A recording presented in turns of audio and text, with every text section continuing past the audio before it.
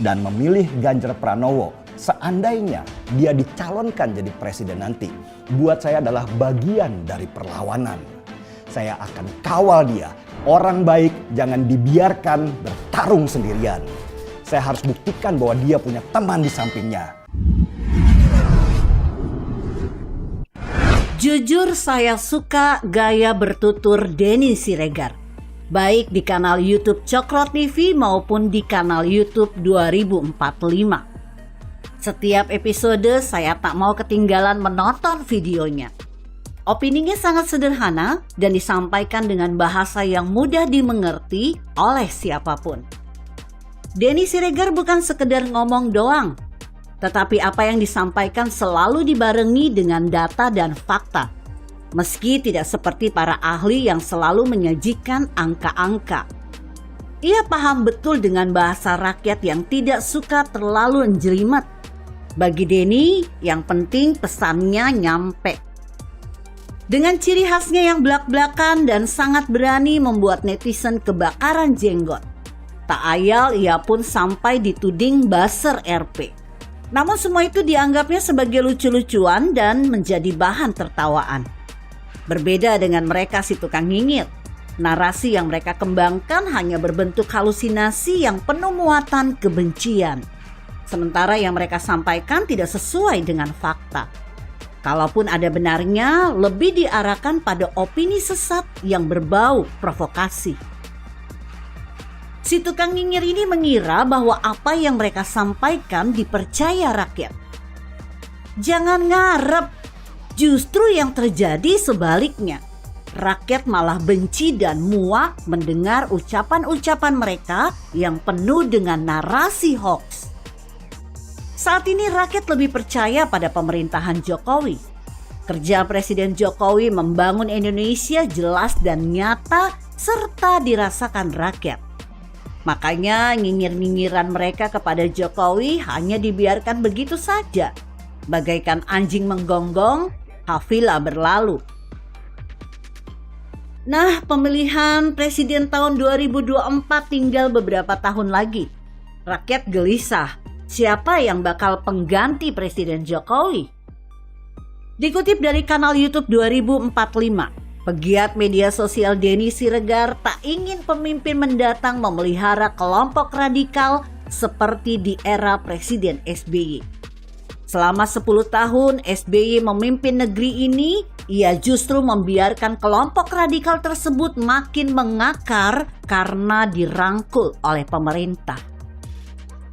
Jika Prabowo Subianto kembali dicalonkan sebagai Presiden 2024, secara tegas Denny akan mencoret nama Prabowo dari daftar nama calon presiden.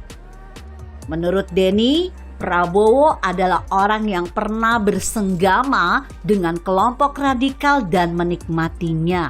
Sama halnya dengan Sandiaga Uno yang menjadi calon wakil presiden Prabowo yang ikut memainkan politik identitas.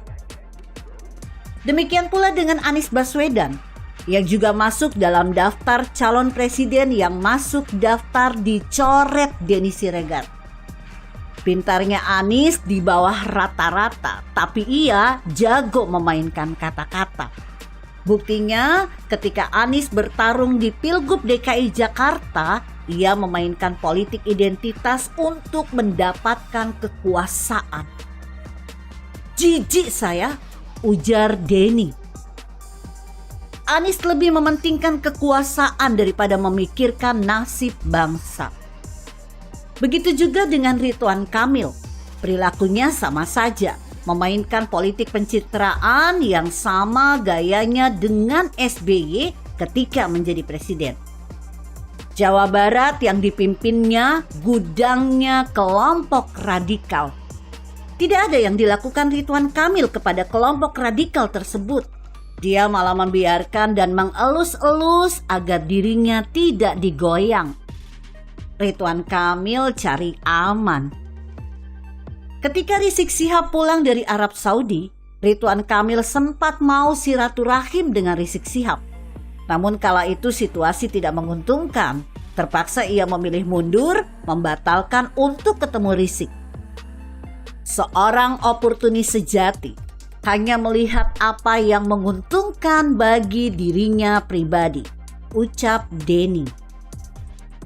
Dari sekian bursa calon presiden yang masuk 5 besar, Denny Siregar memantapkan dukungannya kepada Gubernur Jawa Tengah Ganjar Pranowo pada Pilpres 2024 mendatang. Alasannya, hanya Ganjar Pranowo yang paling konsisten melawan radikalisme dengan gaya Jawanya. Ganjar tidak frontal, tapi tindakannya terukur dan tegas. Ganjar mengumpulkan seluruh kepala sekolah SMA dan SMK untuk menandatangani fakta integritas. Jika ketahuan para kepala sekolah itu mendukung kaum radikal, maka mereka dipaksa mundur dari jabatannya atau dicopot dengan paksa. Indonesia butuh tokoh seperti Ganjar Pranowo yang berani berseberangan dengan kelompok radikal itu di puncak kekuasaan. Kalau presiden kerjanya hanya merangkul radikalisme tersebut, Indonesia pasti akan hancur dalam waktu dekat. Seandainya Ganjar jadi calon presiden, maka memilih Ganjar adalah bagian dari perlawanan terhadap radikalisme di Indonesia. Saya akan kawal dia karena dia punya frekuensi yang sama, punya kegelisahan yang sama, dan punya tujuan yang sama.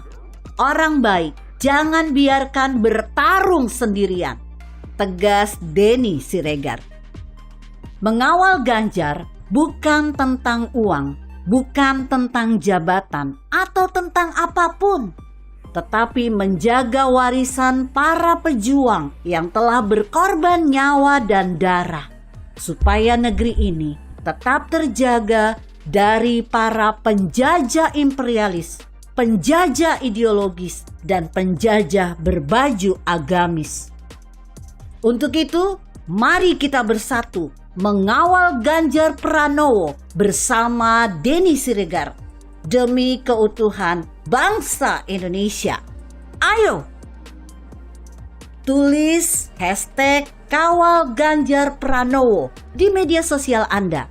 Dengan demikian, Anda telah berkontribusi melawan paham radikalisme di negeri tercinta ini.